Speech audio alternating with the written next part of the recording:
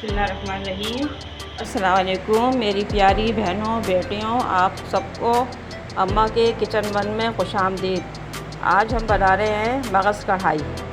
तो ये रेसिपी मैंने कहा आपके साथ शेयर कर लेते हैं। अच्छा, हमने पहले से ये पानी बॉयल करने रख दिया है और इसमें मैं डाल रही हूँ 1 चम्मच नमक। एक अदद मगज़ है, इसको धो लिया मैंने और ये पानी बॉयल हो रहा है, इसके अंदर ये मैं डाल दूंगी बॉईल होने के लिए। बिस्मिल्लाह। 1 छोटा चम्मच हल्दी।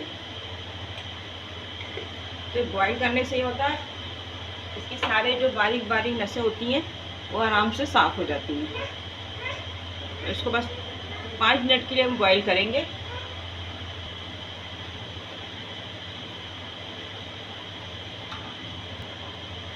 अभी जोश आ जाए, तो जोश आने के बाद 5 मिनट में इसको रखूँगी बॉयल होने, फिर आपको दिखाती हूँ। बिस्मिल्लाह। 2 मिनट मैंने उधर से उबाल लिया, अब 2 मिनट ये पलट के इसको ऐसे उबाल देंगे, बॉईल कर लेंगे। ये काफ़ी हद तक बॉईल हो गया ये, 2 मिनट इधर से हो जाए। फिर चूल्हे को मैंने कर दिया बंद। अभी मगज़ डाल लेते, ठंडा हो जाए फिर इसके मैं ये बारीक बारीक नसें सारी निकालती हूँ।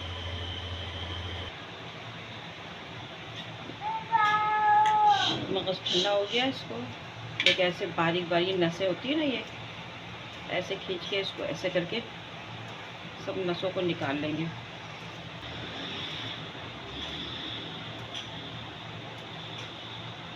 सब इसकी बारीक सी झिल्ली सी होती है, सब ये ऐसे कर जाती है।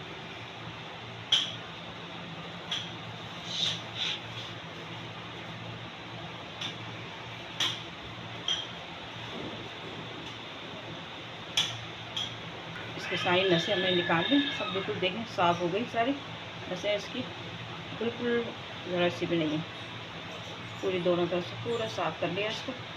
अब इसको हम फ्राई करेंगे, फ्राई ब्राउन करके। पहले हम प्याज ब्राउन करते हैं। कढ़ाई हमारी गर्म हो गई, इसमें ऑयल डाल दिया था मैंने आधा कप, और ये 2 अदद प्याज है जो बारीक हमने काट ली दरमियानी साइज से।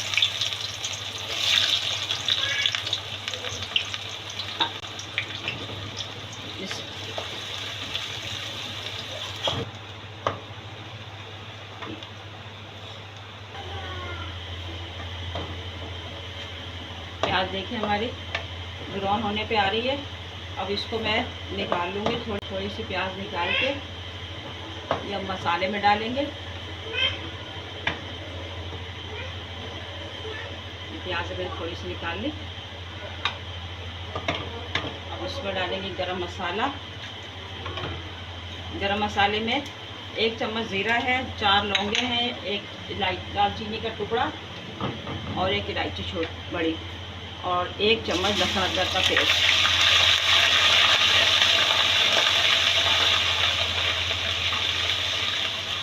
इसका हम ये मगज़ को भून लेंगे। मैंने अपनी अम्मी को शुरू से ऐसे पकाते देखा, तो इसलिए हम भी ऐसे पकाते हैं। कुछ लोग फ्राई करते हैं, कुछ लोग नहीं करते, अपनी अपना तरीका है। मेरा तरीका ऐसा है पकाने का।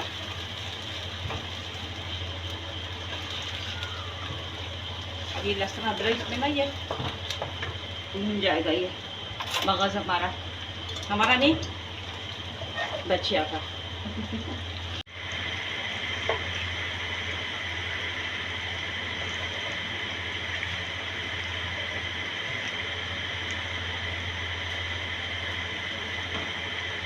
अच्छा, इसके देखिए मैंने भूनते में इस तरह से ये पीस इसके छोटे छोटे कर लिए।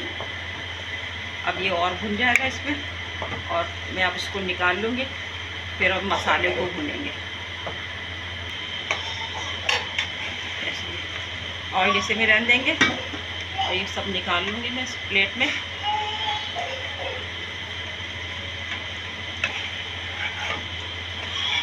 जल्दी में मैंने डाला ना मसाला, नीचे लग रहा है, बताना आपको भूल गई। मैं आधा चम्मच हल्दी, 1 चम्मच मिर्च और 1 चम्मच पिसा धनिया, आधा चम्मच नमक। और मसाला भुन जाए हमारा ये, इसमें फिर ये जो प्याज हमने निकाली थी ना वो भी इसमें ऐड कर रहे हैं हम।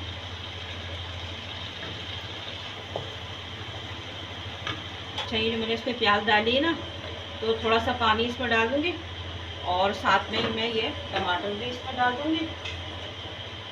2 अदर टमाटर हैं लेकिन मुझे ज़्यादा लग रहे हैं तो मैं थोड़े बचा लूँगी इसमें से।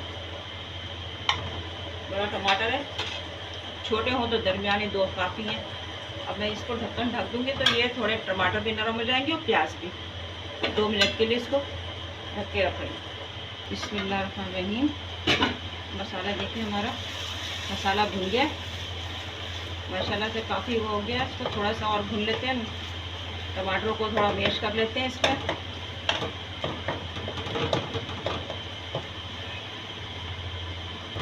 आजकल टमाटर भी इतने सख्त वाले आ रहे हैं, जूसी टमाटर नहीं आ रहे।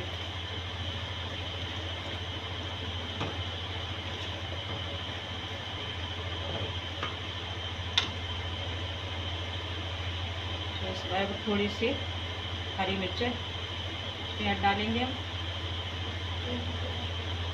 थोड़ा सा धनिया,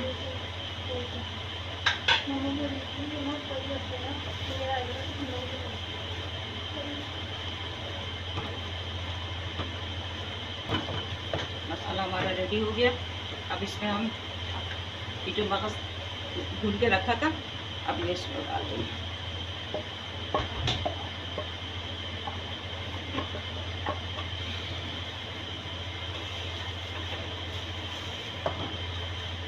तो मगज तो हमारा रेडी है, बस ये मसाले में पक जाएगा, ये मसाले का टेस्ट आ जाएगा मगज में।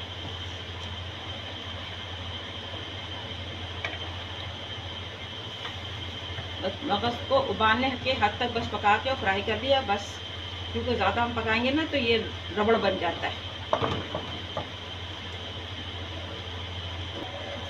मगज तैयार हो गया। अब ये जो कसूरी मेथी है मेरे घर की है, जो मैंने आपको बताया हुआ किस तरह इसको मसल के इस तरह से इसमें हम डाल देंगे और साथ में थोड़ा सा गरम मसाला, क्योंकि मैं ज़्यादा गरम मसाला नहीं पसंद करती हूँ तो इसलिए मैंने कम डाला इसमें। बस अब इसको हम दम पे लगाते हैं, फिर हम इसको डिश आउट करते हैं। माशाल्लाह इतनी अच्छी खुशबू आ रही है इसमें मेथी डल के। मगज़ तैयार है खाने के लिए।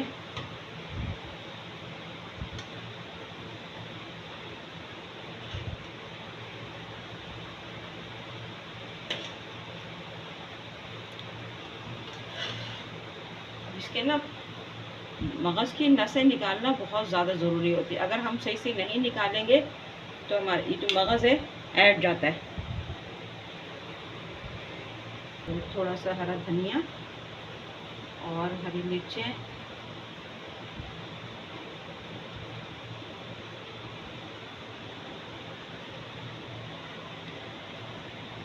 अब देखिए मगज़ तैयार है और हमने इसको डिश आउट कर दिया है। आप ज़रूर बनाइएगा, बहुत मज़े का बनता है ये। जिस तरह से मैंने ये रेसिपी बनाई है आप ज़रूर बनाइएगा और मेरी रेसिपी को ट्राई करिएगा। इंशाल्लाह आपको बहुत दाद मिलेगी इंशाल्लाह।